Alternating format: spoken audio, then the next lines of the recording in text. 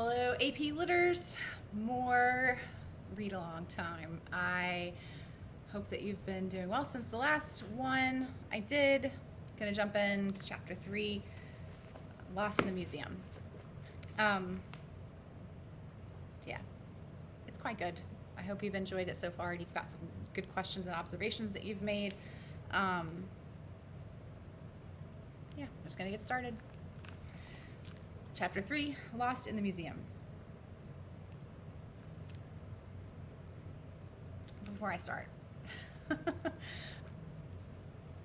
think about experiencing the stuff that I'm reading about in this chapter especially. So imagine being lost in a museum. When he walks you through scenarios, really think about being in those scenarios. Okay, I swear I'm starting now. Chapter 3, Lost in the Museum. Let's say you want to see some art. What happens when you see it might turn out to be intense and complicated, but surely finding the stuff is a simple enough proposition. Art lives in museums. So why not set a course for one of the biggest and most famous, and by far the most frequently visited, museums in the world? We're in need of some culture. We'll go to the Louvre. We may even catch a glimpse of the broken statue that moved Rilke to such lyrical ecstasies. But right away, things start getting confused. Not the travel arrangements or the scheduling of the visits, but the conceptual framework that underwrites the journey. The whole idea of culture, that is. In Keywords, his indispensable glossary of modern thought, the literary scholar Raymond Williams observes that culture is one of the 2 or 3 most complicated words in the English language. In some of its early senses, it is nearly synonymous with education, referring to the growth and tending of young minds. It suggests farming and gardening, agriculture, horticulture, cultivation, but it also carries with it burdens of civilization. An old Latin root links it with the words colony and couture, and so by implication with conquest and refinement, with fancy clothes and brutal exploitation. But you don't have to dig that deep into the etymology to find trouble. Modern usage is a riot of contending meanings. In newspapers and magazines, the culture desk signifies the domain of the arts. In the business world, as in the world of anthropology, a culture is a set of habits and practices. Do these arise naturally, or are they carefully nurtured and tended? Are you born into a particular culture, or is culture in general something you acquire as you grow? Are some cultures better than others? And if so, on our way to the museum, we have wandered into a semantic quagmire, and language games may not be sufficient to pull us out of it. Is culture, our culture, however that might be defined, what we bring with us? Or is it what we are looking for? Do we imbibe it with our mother's milk as a primal identity that can't be broken and that determines everything we go on to do? Or do we acquire it at a later stage, through school or the rituals of citizenship? If culture is membership in a group, how big is that group? As big as a nation? Or, speaking of complicated words, race? As small as a community, a neighborhood, a family? Is culture something we're stuck with, or something we aspire to? Can we change cultures, or belong to more than one? Or somehow get more of it as if it were a kind of money? Common phrases and familiar sentences don't clarify much. Culture wars, popular culture, multiculturalism, culture and anarchy, culture of poverty. It's the culture stupid. So there we are. Maybe we shouldn't worry so much.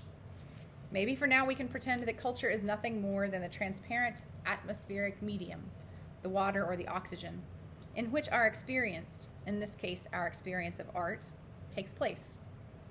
And maybe history, another fraught concept, is just the series of chronological accidents that delivers a particular work of art to our attention. We can't, after all, escape from the facts of language, geography, class, gender, and belief that condition what we see, any more than we can will ourselves into another time. We might select our path to the Louvre, but we hardly control the conditions or the occasion of our visit. Even before we arrive, we might suspect that we are here neither by choice nor by accident. Within a given year, more than 8 million people will pass through the corridors of the Louvre. It's not just the most visited museum in the world, but also a symbol and a shrine, the embodiment of an idea of civilization, of culture, so durable that it might be taken for a fact of nature. The Louvre is more like the Grand Canyon than the art galleries of Manhattan or Beijing. A pilgrimage spot in an age of compulsive international travel, a mighty, inexplicable thing you must see, even if the reasons are not entirely clear. This eminence may testify to the success of a centuries-long publicity campaign. Paris and its museums have been sold to the world as unique repositories of beauty and refinement. From Bilbao to Abu Dhabi to Bentonville, Arkansas, ambitious curators, architects, and philanthropists have tried to orchestrate similar triumphs, to turn collections and the buildings that house them into irresistible destinations. Not everyone who passes through the galleries of the Louvre, whether moving at the deliberate pace suggested by the cues on the audio guide headset, or in the headlong haste dictated by dragged-along children on the verge of a meltdown, will pause to contemplate the archaic torso that supposedly inspired Rilke to change his life and write his poem. Relatively few are likely to heed the instructions Rilke inferred within its contours. Honestly, who has the time? School children, tour group visitants, disgorged from buses, solitary students, honeymooners, and the handful of actual Parisians wandering the corridors will no doubt resume whatever lives they were leading before they came. Passionate, romantically inclined readers of German poetry may be more likely to appreciate the idea of changing their lives than to feel compelled to obedience. And even highly sensitive, aesthetically susceptible souls might find themselves too distracted to hear the message in the marble. It's so crowded in here. The line for tickets is endless, especially in the summer months, which is why guidebooks advise purchasing in advance a weekly pass that will admit you to most of the major museums and attractions in the city. You will also be able to skip the lines at the Musée d'Orsay and the Centre Pompidou and elbow your way toward the Gauguins, Monets, Kandinskis, and Warhols along with everybody else. But today, like it or not, you're at the Louvre. If you came home from Paris without having seen it, you'd feel like an idiot. And so you cross its vast, shadeless, gravelly courtyard, glancing over your shoulder across the Tuileries at the Place de la Concorde, where an obelisk plundered from Egypt and shipped home by Napoleon serenely oversees a perpetual traffic jam. In the farther distance, about 60 degrees apart as you look west, are two other monuments of Paris's hectic 19th century. The Arc de Triomphe, commissioned by Napoleon in 1806 to celebrate his imperial glory, and the Eiffel Tower, an engineering marvel built for the 1889 World's Fair to celebrate itself and the city. Already a century after the storming of the Bastille, a destination for leisured cultured travelers, that it would soon come to represent on postcards and keychain trinkets, which is surprisingly hard to say somehow. In other words, as you descend the escalators from I.M. Pei's once scandalous glass pyramid, completed exactly 100 years after the Eiffel Tower for the revolutionary bicentennial and the greater glory of Francois Mitterrand, at the time the President of the Republic, into the museum's cavernous underground lobby, you are cocooned in the cosmos of modern global tourism. You are sandwiched like the cream in a Napoleon pastry between layers of history, including, of course, the history of art. A staircase will lead you up from Greek and Roman sculpture to European painting, and a folding map will conduct your progress from antiquity to the Middle Ages by way of China, Egypt, and Byzantium. You can amble past altarpieces and suits of armor, escritoires and amphorae, taking one of many detours to behold or to avoid the most famous painting in the world. You know she's in there, of course, and you have already seen her likeness 1,000 times. Brought from Italy by the French King Francis I, the Mona Lisa was elevated by the 19th century British critic and aesthete Walter Pater to the status of supreme masterpiece, a simple portrait of an enigmatic lady that became the summa of Renaissance glory and the herald of modern life. It is not really the likeness of the smiling woman that has captured the modern imagination. but rather the fame of the painting itself. It has been stolen and vandalized, psychoanalyzed by Sigmund Freud, mocked by Marcel Duchamp, and mined for conspiratorial clues in Dan Brown's The Da Vinci Code. The Mona Lisa, flanked by guards and set off by velvet cordons, is now seen only through a series of screens. The plexiglass shield that protects her, the 1,000 cell phones aimed at her during every minute of the museum's operating hours, the countless reproductions, including on the museum ticket crumpled in your pocket. This is hardly the serene contemplation of ineffable beauty, but it is nonetheless among the central experiences of art in our time. Keep it moving. Where are you staying? Who did you come with? How much was the ticket? This is precisely the kind of inquiry that would seem to threaten the purity of the experience you were seeking out in the first place. The abstract but also highly particular encounter with something unique and timeless. Social and economic considerations will only cloud our gaze and embarrass our conscience.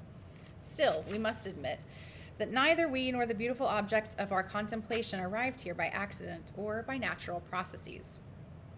We came by jet and bus or metro, fueled by credit cards and advantageous exchange rates, and enticed by marketing, peer pressure, word of mouth, and the ennui of the late capitalist leisure class.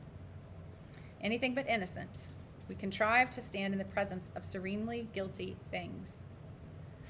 Those treasures of civilization housed in this gargantuan pile of masonry were purchased, stolen, commissioned, or coerced so that we, exercising a freedom that can feel like obligation, might have a look and pick up a cheap souvenir manufactured by sweated labor half a world away.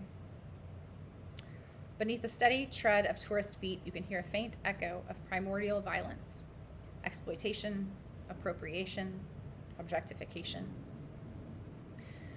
According to Walter Benjamin, there's no document of civilization that is not at the same time a document of barbarism.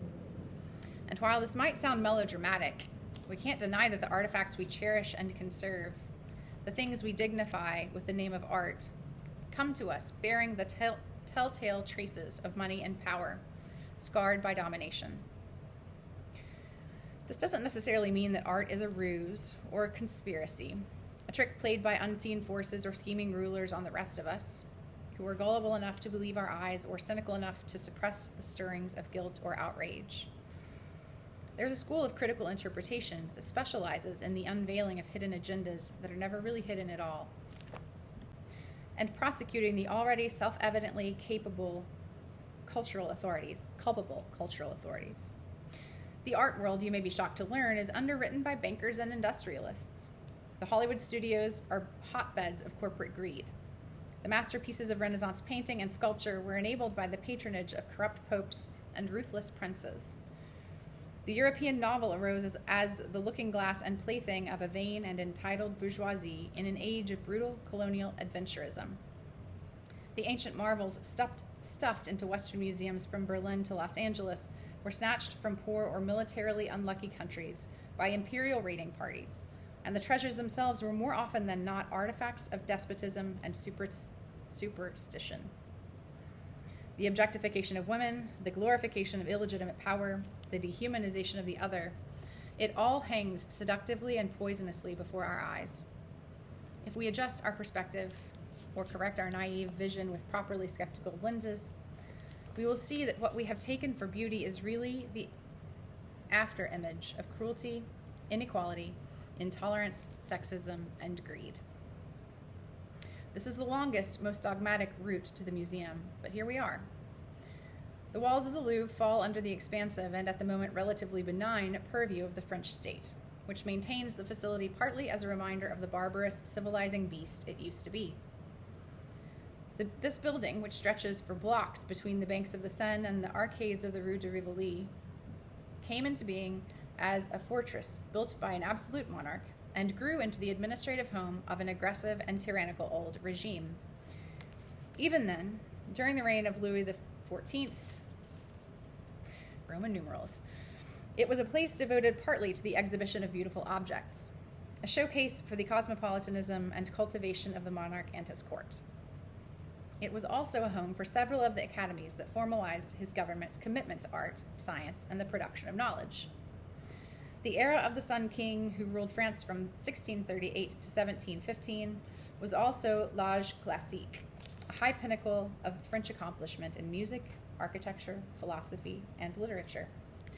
Molière presented his farces at court and in public theaters. Racine composed the tragic hexameters that would be drilled into every French lycée's students' ears for centuries to come. Ornate gardens and graceful fountains decorated the grounds of grand symmetrical palaces, including Versailles, which in 1682 displaced the Louvre as the primary royal residence. This was also, but not incidentally, a golden age of criticism, during which observations and patterns gleaned from antiquity and the Italian Renaissance were formalized into systems and rules. The fundamentally descriptive, historically minded impulses that inspired Aristotle's Poetics, Horace's Ars Poetica, and Vasari's Lives of the Artists, became the basis for the prescriptive theories and normative arguments.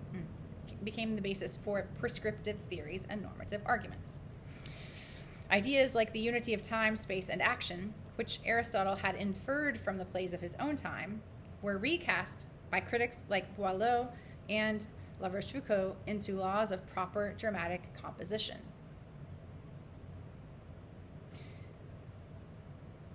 So Aristotle was like acting as a critic, looking at plays that surrounded him and saying, hey, there's unity of time and space and action. I guess that's what plays have in common. Sorry about the editorial.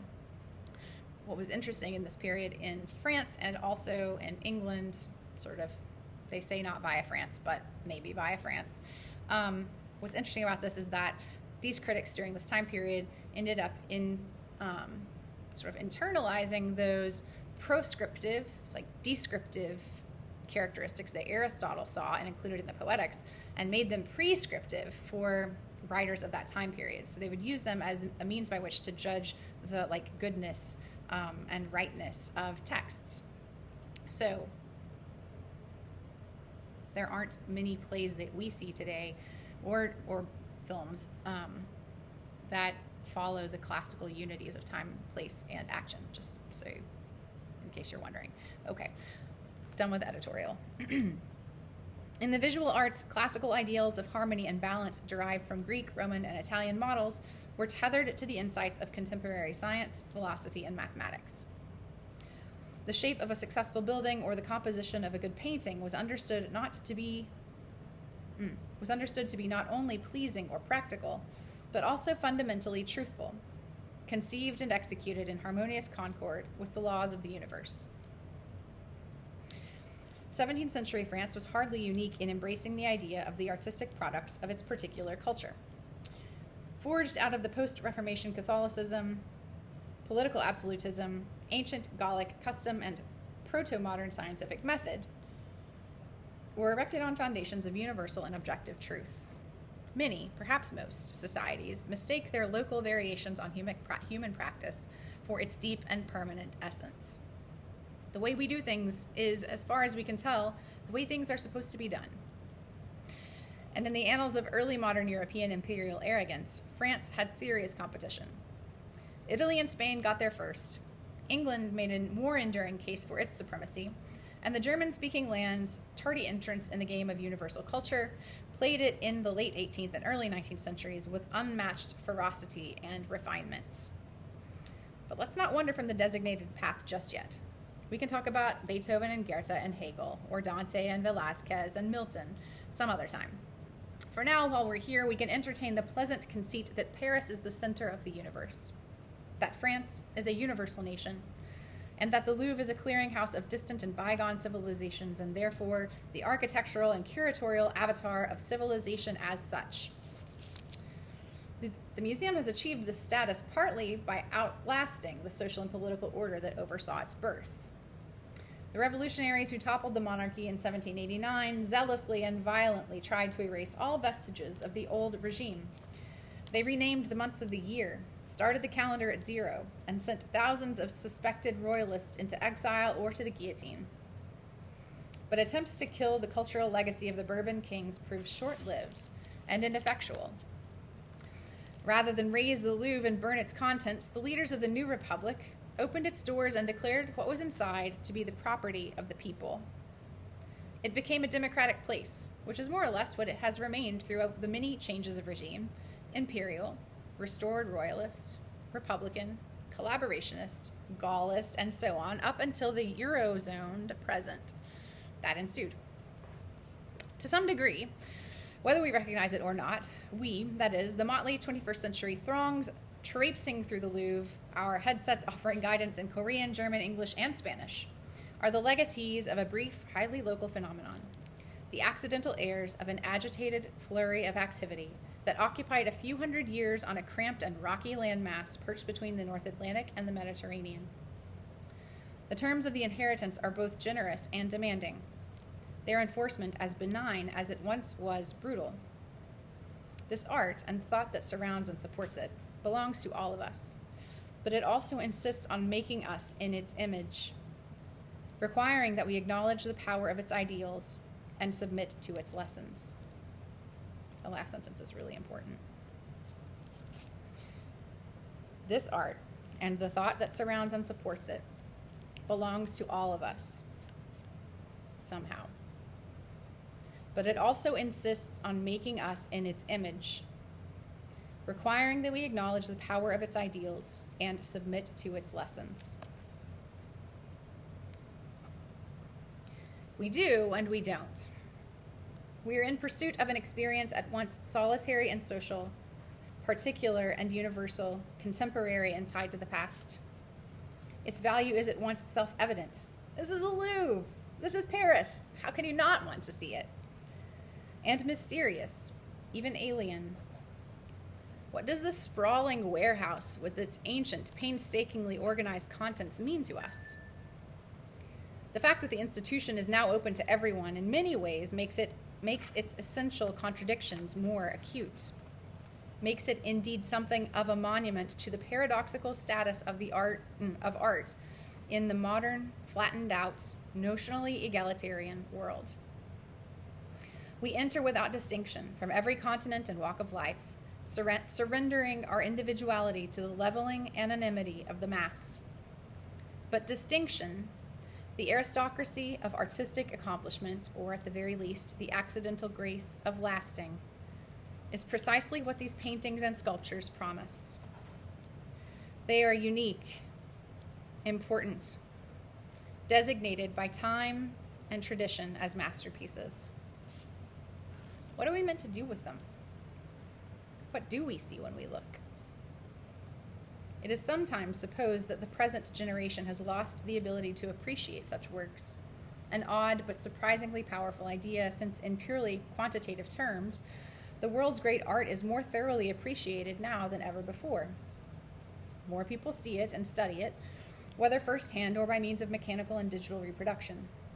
Still, it is possible to gaze upon the hordes snapping cell phone pictures of the Mona Lisa, even as you constitute part of that number, and conclude that they are going about it all wrong, denying themselves the portion of sublimity that is included in the price of the ticket. It is also possible, however, to suspect that the museum itself is complicit in the denial of the very experience it ostensibly exists to provide. That the Rilkean rush of exaltation, or even a more transitory shiver of delight, is by design an outlier. If everyone walked out of here committed to self-transformation, where would we all be? Aesthetic bliss, in principle universally available, must in practice be contained, limited, even minimized. The more common reaction to the Louvre, the one enough of us have had to make it the rule rather than the exception, is the one that befalls Christopher Newman in the opening pages of The American by Henry James. One name for it is boredom.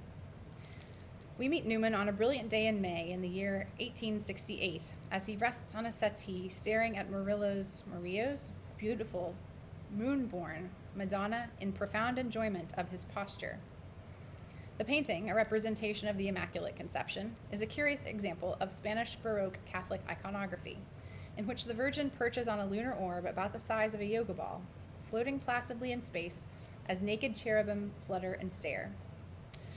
But their baby fat and Mary's heavenward gaze occupy Newman's thoughts less than his aching feet and weary eyes. A physically fit specimen, long, lean, and muscular, he suggested the sort of vigor that is commonly known as toughness. James's American is nonetheless overcome by the exertions of touristic art appreciation. His attention had been strained and his eyes dazzled, and he had sat down with an aesthetic headache. This is James's precise anatomical rendering of the exemplary modern malady known as museum fatigue. In Newman's case, it is mitigated by the presence of pretty young women copying the pictures on the wall, a spectacle he finds more engaging than the masterpieces themselves. If the truth must be told, James notes, Newman had often admired the company much more than the original, a bit of information that sets up his fateful flirtation with an especially attractive copyist. This is, of course, another variety of aesthetic experience public museums have long existed to propagate. Since art perpetually hovers in the neighborhood of sex, all that passionate creation, all that naked flesh rendered in rosy oil paint pigments and silky smooth marble, it can hardly be surprising that the Louvre would present itself to James's eye as something of a pickup scene. It is also a perfect place for him to introduce the novel's theme, which is, not for the first or last time in his work, the fraught encounter of an American with Europe. The terms of this meeting are familiar enough, and were well on their way to being cliches even in 1877, when The American was first published. Newman, as handsome as a movie star with a blatantly allegorical surname, is a practical man transplanted to an alien world of sensibility. Very much the male counterpart of Isabel Archer in The Portrait of a Lady, he is less an unworldly innocent than someone whose fresh perception and candid nature put him at great moral risk among the cynical aristocrats and adventurers of the old world. James's condescension toward Newman, as toward his other vigorous and gullible Americans abroad, is tempered by a genuine admiration, a patriotic, rooting interest that survived decades of expatriation and a lifelong devotion to the superiority of European culture. Newman is not simply an American rube blundering through a storied place he is too unsophisticated to understand, or a newly rich Yankee in search of a continental wife, though he is both of those things. Above all, he is a businessman, an avatar of capitalism who finds himself confronted with other mysterious kinds of value. His physiognomy would have sufficiently indicated that he was a shrewd and capable fellow. And in truth, he had often sat up all night over a bristling bundle of accounts and heard the cock crow without a yawn. But Raphael and Titian and Rubens were a new kind of arithmetic, and they inspired our friend, for the first time in his life, with a vague self-mistrust. Newman tries to dispel this feeling by offering to buy a reproduced masterpiece from Noemi Nioche.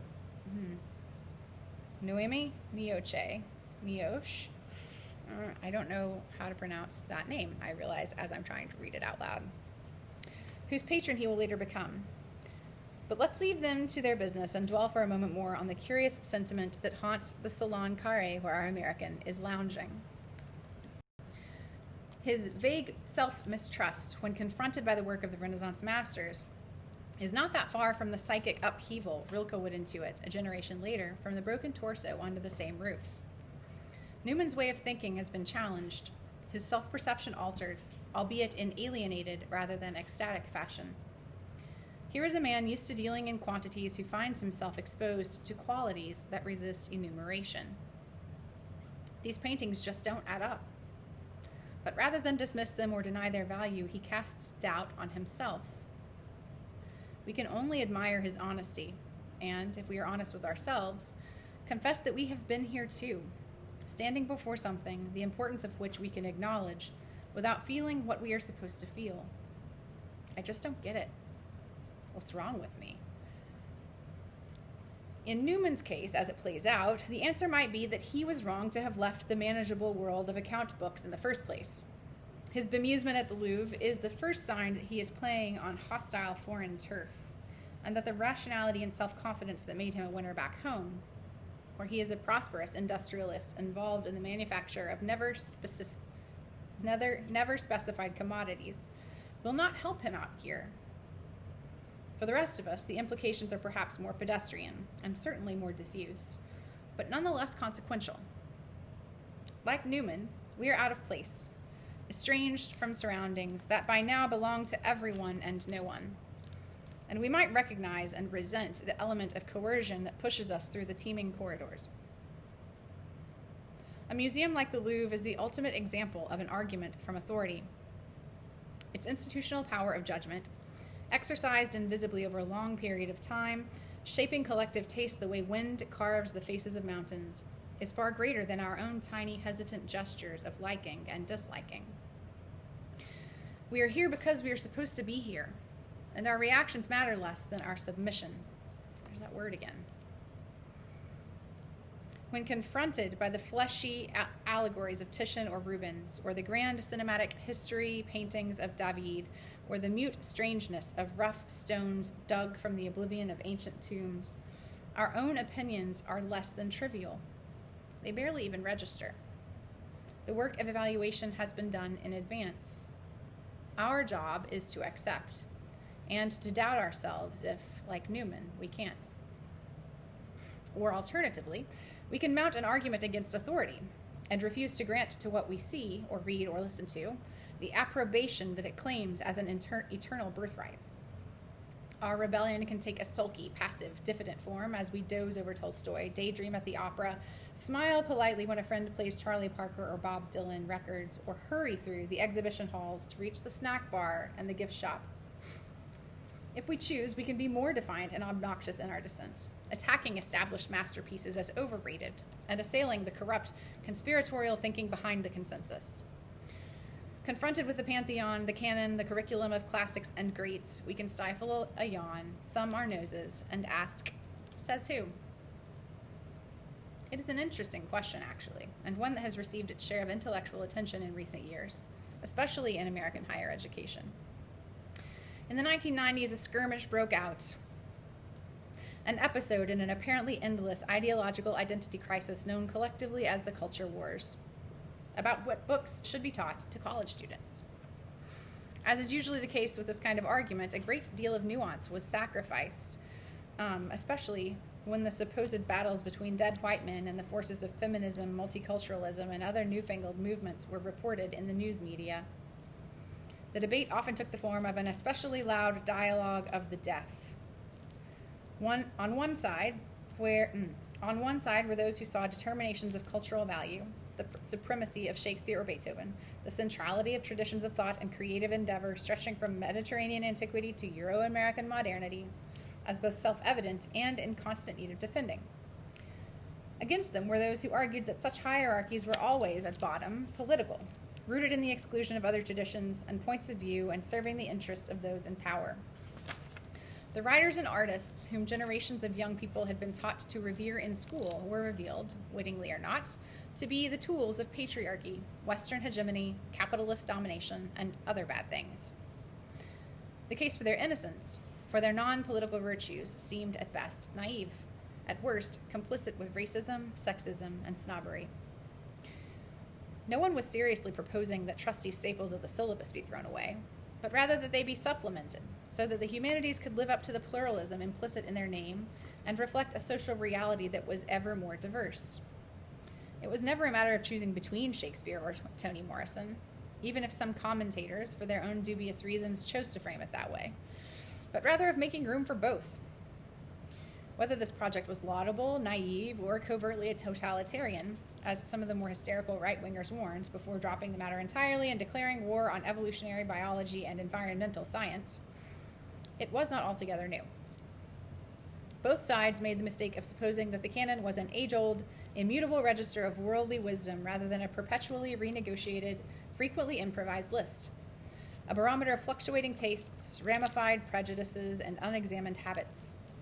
Certain books are assigned in class because they always have been, others because they reflect the interests of professors and students, and still others fade into disuse without much scandal or lamentation. From time to time, a demand for novelty, for a more relevant or responsive set of texts will be met with skepticism and resistance. This happened in Great Britain in the 1930s when scholar critics like F.R. Leavis advanced the radical notion that relatively recent, i.e., post-medieval, English writing could be taught on an equal basis with the Greek, Latin, and Anglo-Saxon classics. It happened a decade later in the US when the addition of American literature to the curriculum, a patriotic necessity to its proponents, struck defenders of tradition as a dubious novelty, a concession to intellectual trends at the expense of permanent values. The barbarians, in other words, are always at the gates. In fact, they are already inside, subverting the city from within. But of course, this means that those barbarians, the others and outsiders clamoring for inclusion, have already absorbed some of the dominant values they aim to dethrone. Both the forces of revolution, who demand redress for their long-standing grievances, and the forces of reaction and stasis, who wish to halt progress and stop time, are missing the point as they utter their war cries. Their battle may be fought within institutions like museums and schools, which seem to offer shelter from the demands of the marketplace, but it is nonetheless the logic of the market that tends to supply the terms of peace. The solution in democratic consumer societies is always the same: more. More discourse, more classes, more access, more opinions. Instead of hierarchy, we will have pluralism.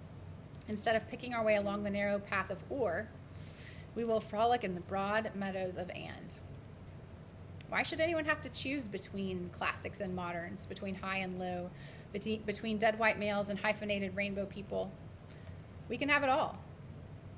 In place of canons and pantheons and other highly exclusive, instantly obsolete repositories of value, we will have polls, lists, and menus. The lurking philosophical question that haunted our earlier trips to the museum: who decides what should hang on these walls? Who told us to look at this picture? Can now be supplied with the happiest possible answer: we did! Those ever-proliferating lists of the essential books to read, movies to see, albums to download, and places to go are the result of our collective activity. We vote online or at the box office, and our hive mind tendencies are collated and packaged and fed back to us. If they are to survive, if they are to remain relevant instead of fading and crumbling, venerable institutions like museums, symphony orchestras, opera companies, and theaters will have to pander. The Louvre may be a palace, a relic, an archive, and a bazaar, but it is also, and maybe preeminently, a brand. Why are we here, stumbling along a hallway lined with masterpieces toward the room where the world's most famous painting hangs behind protective plexiglass and a velvet rope cordon? The answer is a perfect tautology. We are here because everyone else is here too, and has already been here. This kind of populism, this pleasing loop of self-perpetuating popularity, in which communal judgments are confirmed and modified by the public and its representatives, looks perfectly and happily democratic. The pedagogical and bureaucratic bosses, including the critics, who once might have pushed us through the door to the museum or turned us away, have lost their mojo. Their intimidating, coercive power has been replaced by a benign form of peer pressure, exerted through social networks, algorithms, and the actual recommendations of actual friends. No one will tell you that you have a duty to like or even to look at certain things. And anyone who tries to guilt trip you in that way can be dismissed as a snob or a scold. Nor will anyone deny you entry to the charmed circle of appreciation. The world is no longer divided into aristocrats and peasants, priests and laymen, or even into distinct traditions. We are all consumers. A miracle cure for aesthetic headaches has been found. You can do what you want. You can take it or leave it. But the leveling of old taste hierarchies does not resolve the problem of cultural authority, and does not necessarily make us any freer. The consumer economy is profoundly unequal, raising barriers to entry on the basis of income and access rather than pedigree. And the story of human progress, of opening minds and increasingly cosmopolitan pleasures, is also a tale of loss, of standardization, and homogenization. The modern world, accelerating toward the horizon of globalization, toward the media-saturated, wired-together village prophesied by Marshall McLuhan, and others in the 1960s, reverses the biblical story of Babel. The world, according to this myth, was once divided into distinct local cultural enclaves, each with its own integrity. People lived in possession of what T.S. Eliot, one of the great 20th century voices of backward-looking wishful thinking, called a unified sensibility. Meanings and values were transparent, embedded in a shared language, a common tradition, and an agreed-upon set of beliefs. The forces of globalization, of imperial conquest, trade, and capitalism eroded these local cultures and began to replace them with cheap entertainment and commercial products. Epitomized by Hollywood movies, which began their project of global conquest in earnest in the second half of the 20th century and have only gotten bigger, louder, and more aggressive in the 21st. But don't people really just like these movies? And doesn't the loosening of local traditions and customs, as it makes people freer and more mobile, produce new and exciting hybrid forms of expression? Authenticity is surely a dubious and sentimental concept, applied most often condescendingly and from a distance. Isn't it better to live in a world of endless novelty and abundant choice, where we can pick and choose from perpetually replenished cornucopia of exotic and homely delights, than in a state of boredom and deprivation like our miserable ancestors? Maybe it is, and in any case, we don't seem to have much choice in the matter. Culture now lives almost entirely under the rubric of consumption. Christopher Newman, though he may have felt out of place in the hallowed galleries of the Louvre, oppressed by an invisible and incomprehensible regime of taste, was in fact at the vanguard of modern aesthetic experience. His native language was money, and he belonged by trade and temperament to the world of transactions and commodities. His defeat in the pages of The American by the old strange world of European high society with its elaborate codes of behavior and occult notions of value was a temporary setback. His wealthy countrymen would return en masse early in the next century to buy up European paintings by the crateful and ship them home to Detroit, New York, and Philadelphia. They were followed in due course by the polyglot middle-class hordes whose presence signals the planetary triumph of Newman's American-style capitalist values, and also the ascendance of a new kind of power. The commodification of aesthetic experience has the effect both of eradicating old hierarchies. My enjoyment is just as valid as yours, after all. The painting you glance at on the wall of the Louvre is functionally equivalent to the movie you watch on the tiny seat-back screen on the plane ride home, and of erecting new divisions. The forces of marketing that shape the contours of culture sort us relentlessly according to broad demographic categories and fine-tuned algorithmic niches. Your patterns of consumption are understood to reflect your age, race, gender, sexuality, religion, political beliefs, educational level, and so on. More than that, those presumed identities tell you what you are supposed to like, more aggressively and persuasively than any bossy critic. Can you ever escape? Should you even want to? We are here at the museum, after all, tolerating the crowds and looking forward to the gift shop and a quiet cafe where we can bask in the satisfaction of having crossed a major item off the checklist. Our lives have not really changed at all. Is that all there is? Does the wide, undifferentiated availability of aesthetic stimulus, of stories and games, pictures and characters, nearly all of it branded and marketed, foreclose the kind of rapture that Rilke exalted and that poor Christopher Newman was not quite able to achieve? This question carries an even darker implication, that the ecstasy was never really there at all, but was only a contingent, epiphenomenal side effect of larger, deeper, more consequential forces. Art, the making and the reception of it, can always be dissolved into a different context. There is always money, politics, technology, or society to explain why certain things look beautiful, even to you. Who are you, after all? Just the kind of person who is conditioned to respond a certain way, having been thrown into being by history for just that purpose. But even if you know that, you also know otherwise. Your life is more than just context. It is a record of desires and sensations, and if most are condemned to banality, surely a few must transcend it. Your sensory apparatus is uniquely yours, and so is the consciousness attached to it, and your progress through the world cannot entirely be programmed or replicated. It may be easier to appreciate this if we follow another pilgrim to a different museum. Like Christopher Newman, Julius, the narrator of Teju Cole's novel Open City, is a man displaced from his native environment. Or it might be better to say that displacement is his native environment. The son of a German mother and a Nigerian father, Julius grew up mostly in Lagos and now lives in New York, where he works as a psychiatric resident in a Manhattan hospital. Open City is the record of his wanderings through New York, punctuated by reminiscences of his earlier life and a brief sojourn in Brussels. Julius is acutely aware of the play of identities and contexts in the uprooted, multicultural modern world. He has complicated encounters with fellow African immigrants, sometimes bristling at their assumptions of solidarity, sometimes welcoming their empathy. He catalogs his readings, his love affairs, his friendships, and his chance conversations, always alert to the political implications of human contact in the post-9/11 imperial metropolis.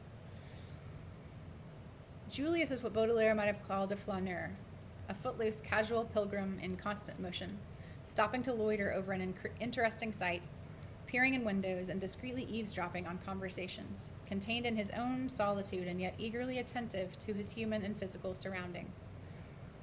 One day, his peregrinations take him to the American Folk Art Museum, where he happens on an exhibit of paintings by John Brewster, an 18th century American portrait artist.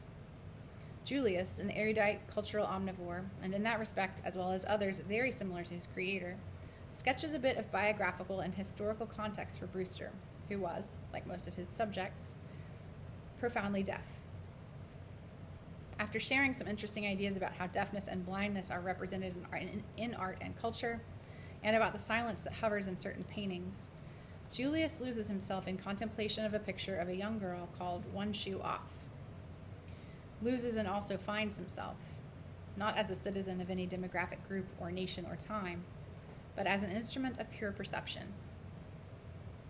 I lost all track of time before these images, fell deep into their world, as if all the time between them and me had somehow vanished, so that when the guard came up to me to say the museum was closing, I forgot how to speak and simply looked at him.